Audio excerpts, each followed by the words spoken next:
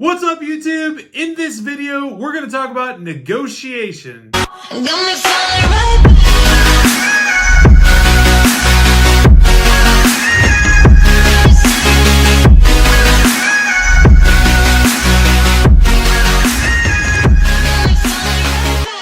Hey, what's going on, guys? It is Ben Nader, and in this video, we're going to talk all about client negotiation, everything you need to know to be successful at a successful negotiation. What most people don't realize is that everything we do in our lives is a negotiation. If you aren't negotiating with someone else, you're negotiating with yourself. I mean, you negotiate what time you go to bed, you negotiate how much work you do, you even negotiate what you eat. So of course, in business, it's the exact same thing, just a little bit different. You're dealing with multiple parties that all want different things that come as close to an agreement as possible. Now, sometimes negotiation can be a little bit strong, meaning a little bit intense and a little bit maybe even angry at some points. Or, of course, it can be very casual and easy and simple and polite, as it always should be.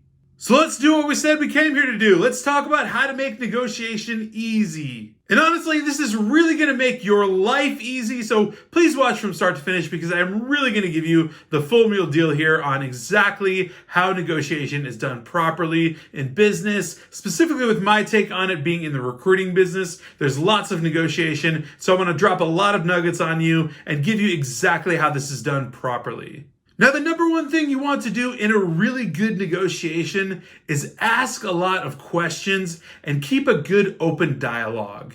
By asking a lot of questions, you can resolve a lot of things. So the client or otherwise party may be thinking of things that just aren't realistic or that just don't align with what you're talking about in this particular negotiation. So figure out the heart of what they're thinking so that you can understand exactly where you need to be as far as this negotiation goes. More questions asked means more questions answered, and with more questions answered means more certainty, and everybody loves certainty. That's when the stock market goes up, that's when people buy, and that's when people are confident. So the more answers you can give, the more rock solid ground you can give to a negotiation, which is just all for the better for all parties. A good negotiation will have a really good level of transparency. So mano y mano, just kind of talking it all out, laying it all out on the table, talking about every single facet of the deal or whatever's being negotiated is the best way you can go about it. Whenever possible, avoid negotiating on things like price alone. That's just ridiculous. When we get into price, it really gets crazy in negotiation because I can tell you something's worth $100,000, $10,000, or $10. That does not matter. That's a monetary value, and it has nothing to do with the actual service or the product itself. Negotiation can go haywire if it's simply based on pricing alone. There are so many more ways that you can add value or detract value or whatever you have to do in a negotiation to actually make something work, to make a deal come together. Price alone is not going to take over the negotiation and somehow magically wrap things up into a perfect ball of greatness. If the party you're working with is negotiating from a price standpoint alone, honestly, that's sort of a walk away from the table scenario because they're not looking at big picture, and someone that's not thinking big enough is not going to get anywhere. For instance, if someone offered me a deal to staff them 100 people and I gave them my standard rate of 20% of their gross salary per person, that would be an astronomical number for 100 people. But if they gave me the exclusive rights to staff all 100 of those people, I would lower my price and go down to a simple flat rate, and price would no longer be an issue. The bottom line is there is way more value beyond price, and if you can't see that, you're not going to have a good negotiation. One thing that goes a long, long way is offering little concessions that have small incremental value to you, but may appear large and valuable to the opposing party. For instance, I don't know what the deal looks like, but maybe you're adding a couple of small value add things.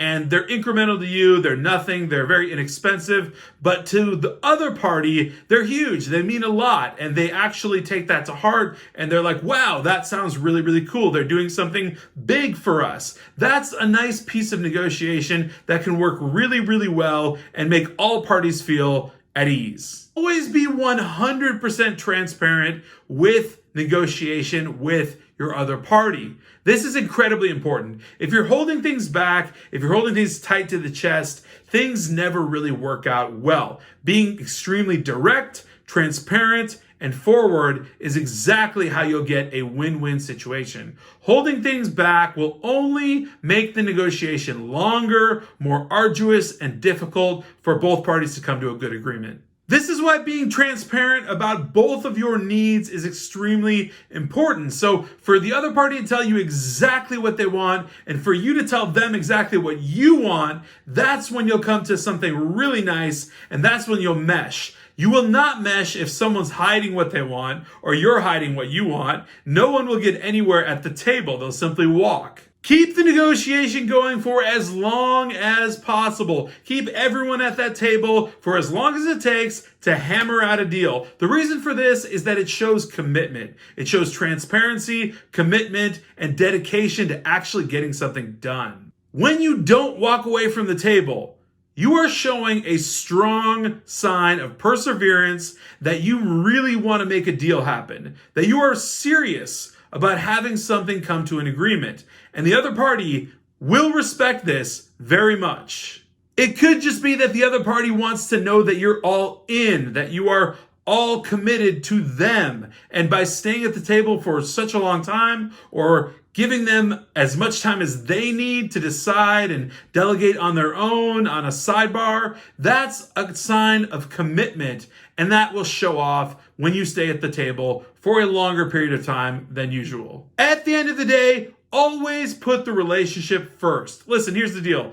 You came to this table because you had some form of relationship to begin with.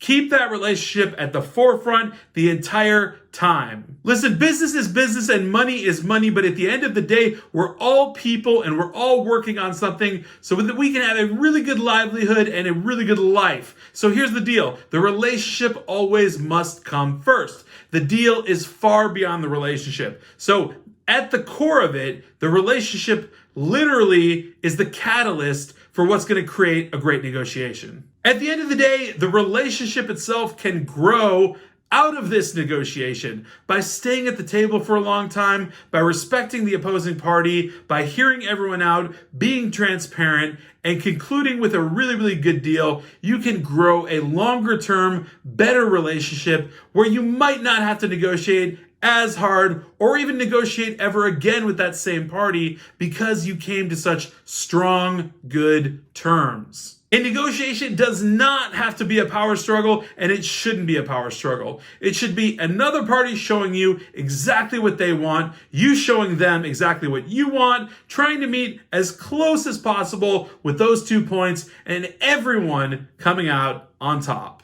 So guys, I really hope you enjoyed this video. I hope it was helpful. If it was, please smash that like button, hit the subscribe button as well as the alert button so you know every single time I come out with a new video. Until then.